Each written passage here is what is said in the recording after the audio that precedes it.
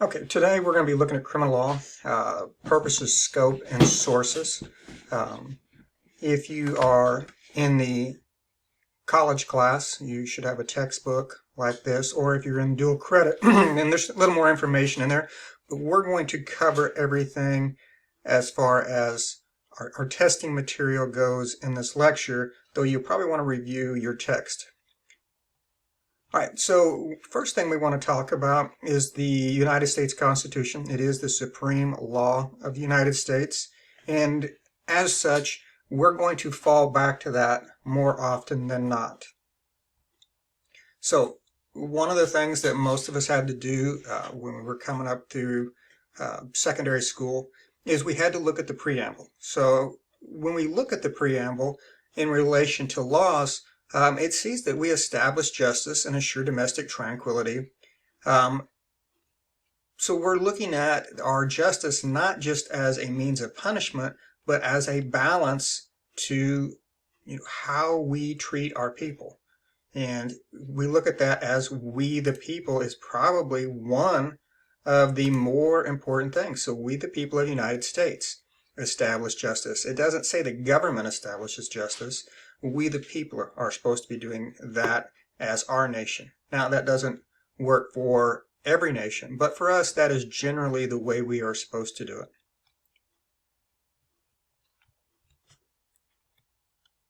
So Bill of Rights, majority of you should be familiar that the first 10 amendments to the United States Constitution are the Bill of Rights. And then in addition to that, the 14th Amendment applies those to the states as far as due process. Now, on the federal side, the 5th Amendment applies due process. So you're going to want to keep that straight. Amendments that we look at pretty heavily when we're doing criminal justice classes, definitely the First Amendment. Second Amendment are coming up. We hear arguments that quite a bit. Fourth Amendment is probably one of our bigger ones as far as search and seizure. Fifth Amendment as far as self-incrimination. Sixth, when we're dealing with the courts. Eighth, as far as cruel and unusual punishment. And then obviously the 14th.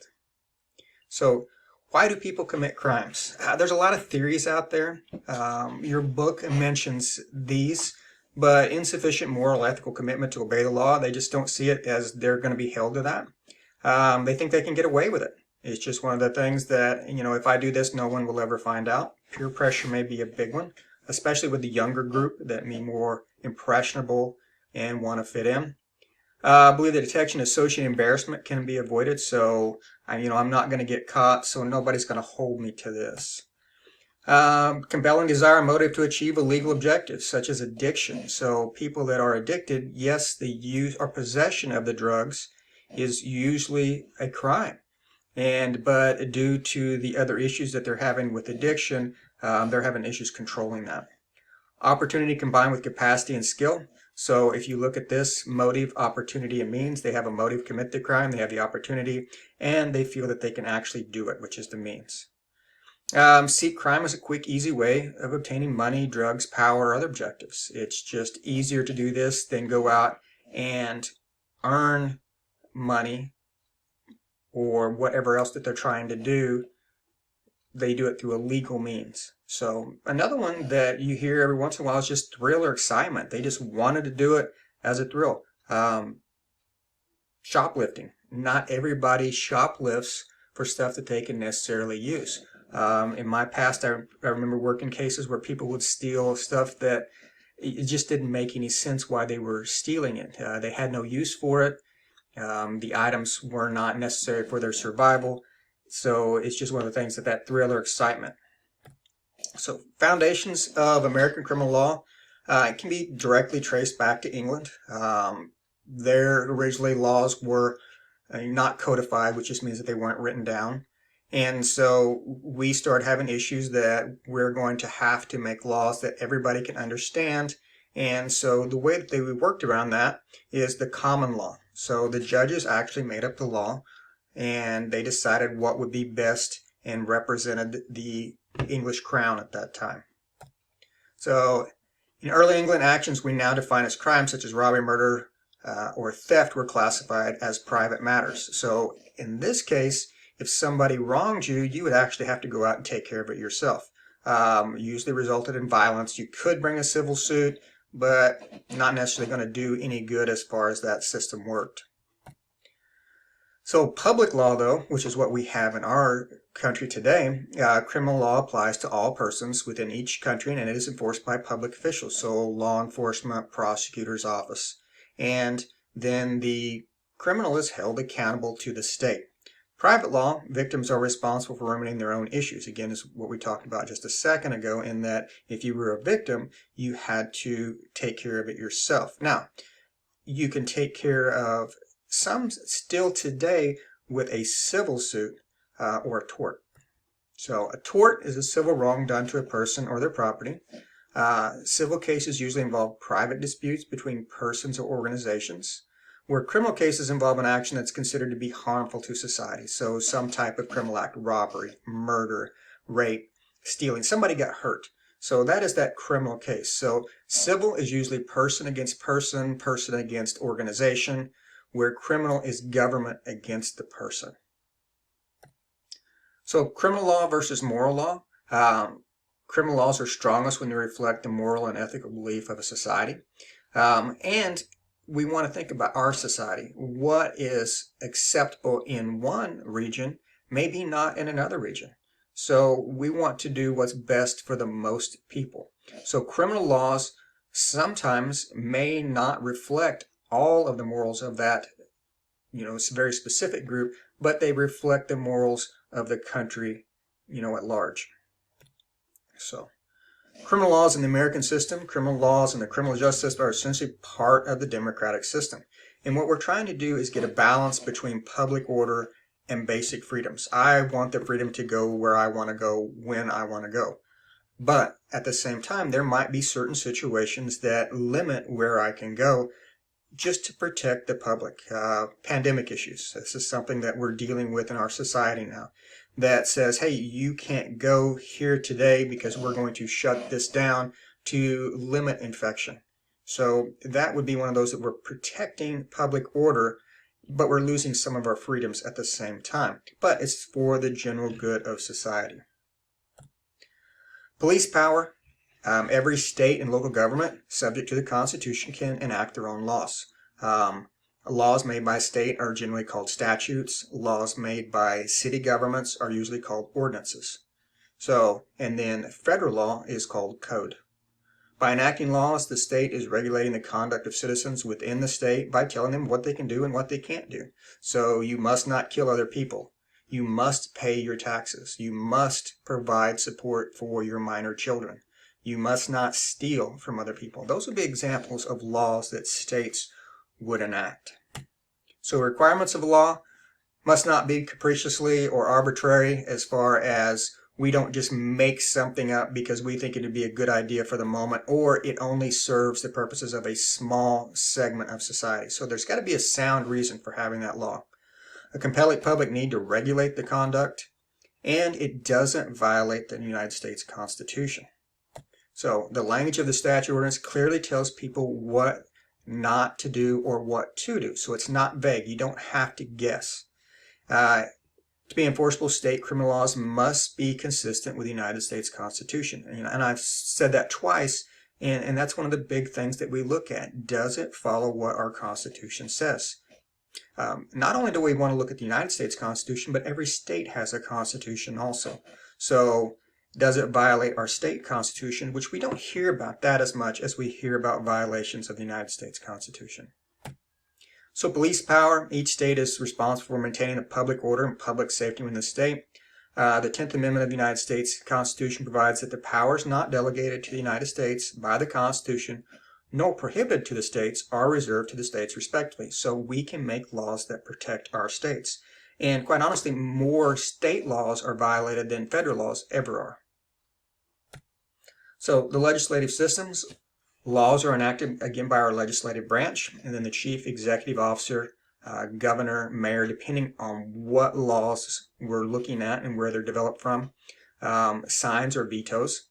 Then state governors, U.S. presidents provide leadership on many proposed laws by either supporting or opposing them. So the executive branch, agencies within the executive branch, so we're looking at our governors and our president.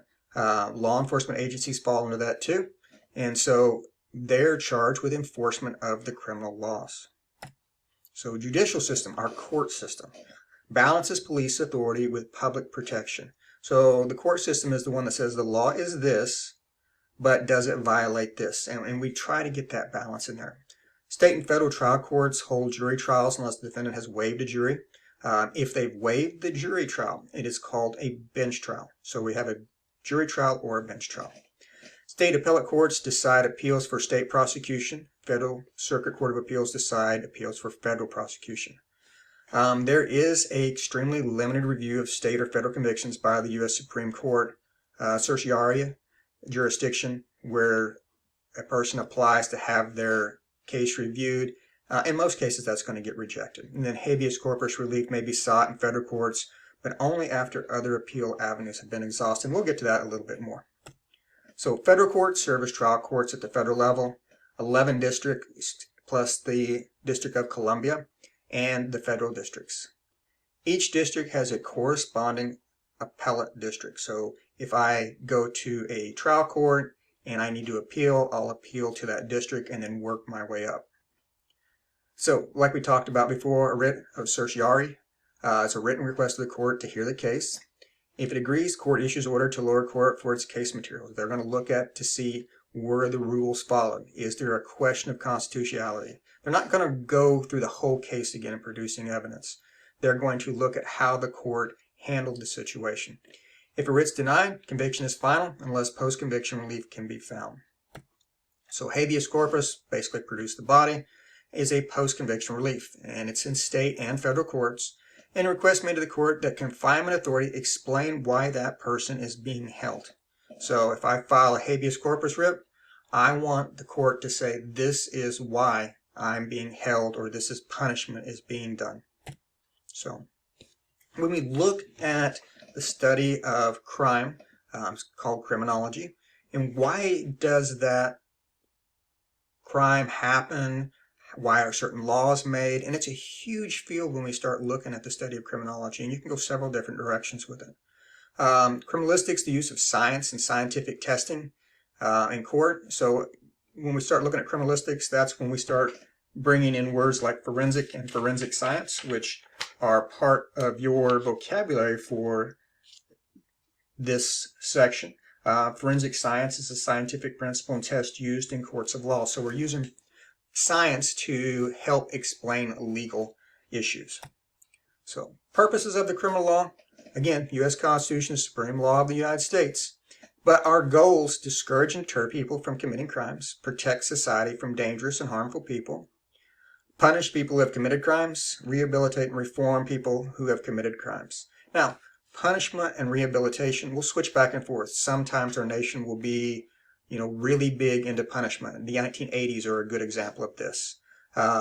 Rehabilitation reform, 70s and 60s would be a good example of that. So constitutional limitations on criminal law. States have a general inherent power to make their laws. We've talked about that before. And then specific U.S. constitutional limitations on state. Again, First Amendment protects speech. Second Amendment, the right to bear arms. Fourth Amendment is search and seizure. Fifth, self-incrimination. Eighth, cruel and unusual punishment. And the 14th is a due process clause and equal protection clause that applies to the state. So 14th Amendment is aimed at the state, but if we were looking at due process on the federal side, that would fall under the 5th Amendment. Ex post facto law, I can't make a law now that punishes something that you did before. So let's say that walking across the street a certain way was not a crime before. And I did that, and then the next day somebody made a law that says, hey, you can't do that anymore, and tried to punish me for that. I can't do that. That would be called an ex post facto law. So the principle of no punishment without law for it is that basically unless there is a law written, I cannot be punished for that. Whether I think it's a moral wrong or it should be wrong, doesn't matter. It has to be written down. So nulla poenam sine lege is the actual Latin term for no punishment without a law. No one can be lawfully punished unless their conduct or omission has been clearly made a crime, and this follows as a principle of legality. And its two tenets are: it prohibits retroactive definition of criminal behavior, and it requires that it be written down. So the things that we've talked about just in the last couple minutes, basically there has to be a law, and I can't go back and punish you for something you did before by writing a new law. So classifications, a substantive criminal law, that is just our written law. So that is the actual law. So an example with that would be robbery.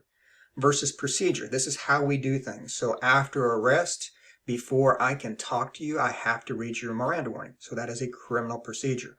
Right now, in this course, you're going to be looking at substantive criminal law more than criminal procedure. Criminal procedure is actually a different course.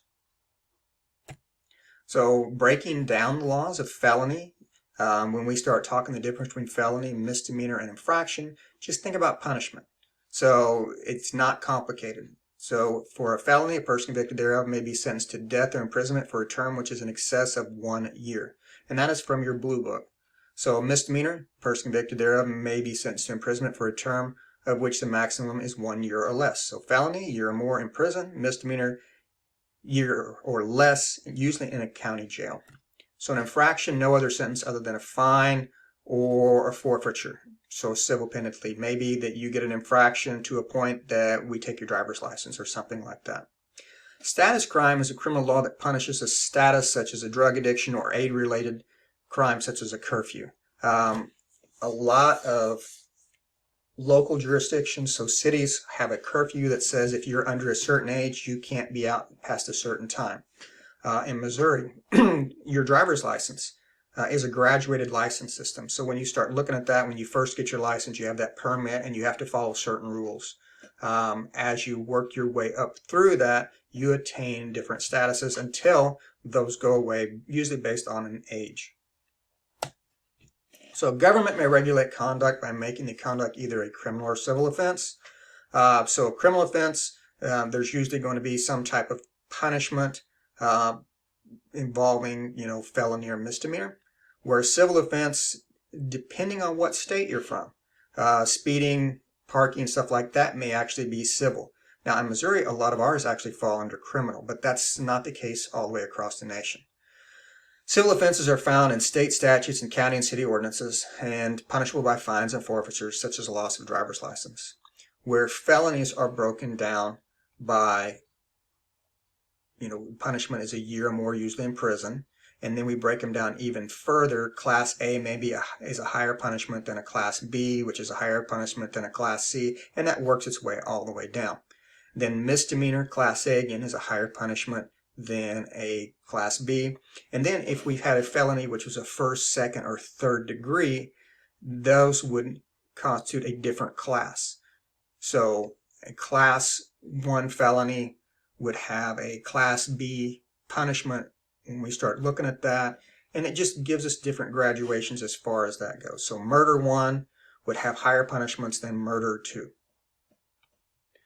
So due process requirements, 5th Amendment again is federal law, 14th is state law, limits the manner in which government may use criminal laws to regulate conduct. It can't be void for vagueness. So a law must be specific. Everybody should be able to tell what that means. So we don't have a lot of legal jargon in there that people may not know the definition of. It has to be available too. If you start looking up the law for your state or where you live, you have to be able to find it. Now, because of the internet, we can look our laws up very easily. Before that, you had to go to a library or courthouse, something like that, and you could actually read the laws there. It can't have overbreadth, so laws must not go too far as to overlap with protected conduct, such as First Amendment. So void for vagueness, trap the unwary persons within the scope of statute, and it just makes it very hard to understand what the law actually means, and people have to start guessing. So if I have to start guessing, quite often I may get that wrong.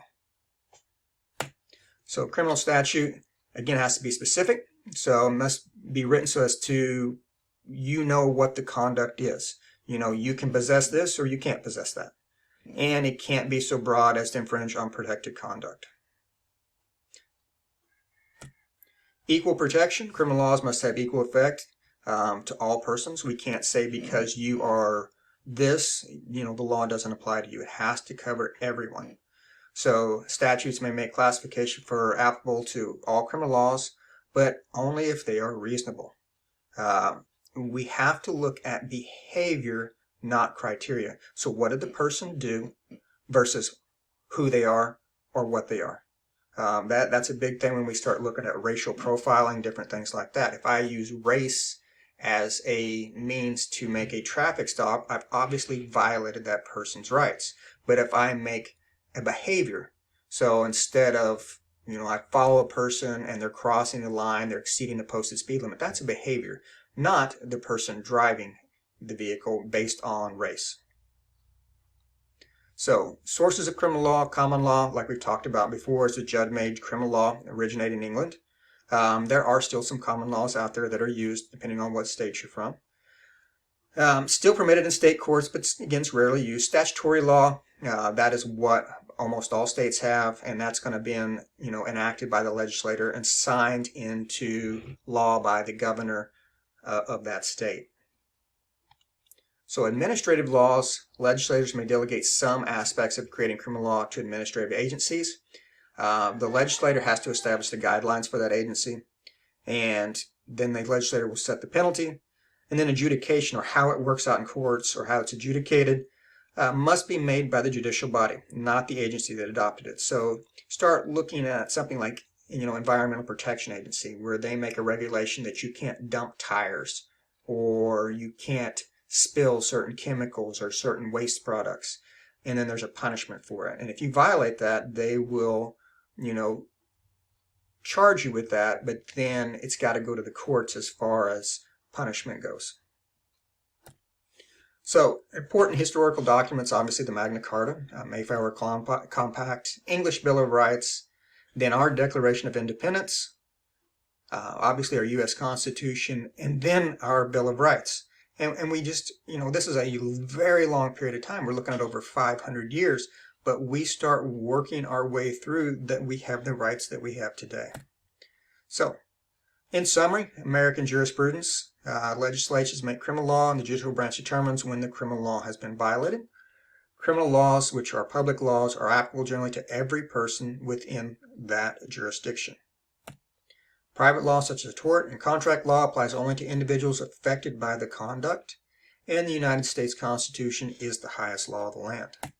So, remember, you have vocabulary in your Blackboard course, and you'll want to review that. And then whatever Blue Book chapter that is on your scope and sequence or your schedule that you're looking at. For this one, start looking at Chapter 1, start working your way through that chapter. Very, very interesting. And remember, the Blue Book is our state law as far as the state of Missouri. All right, that's it for this one.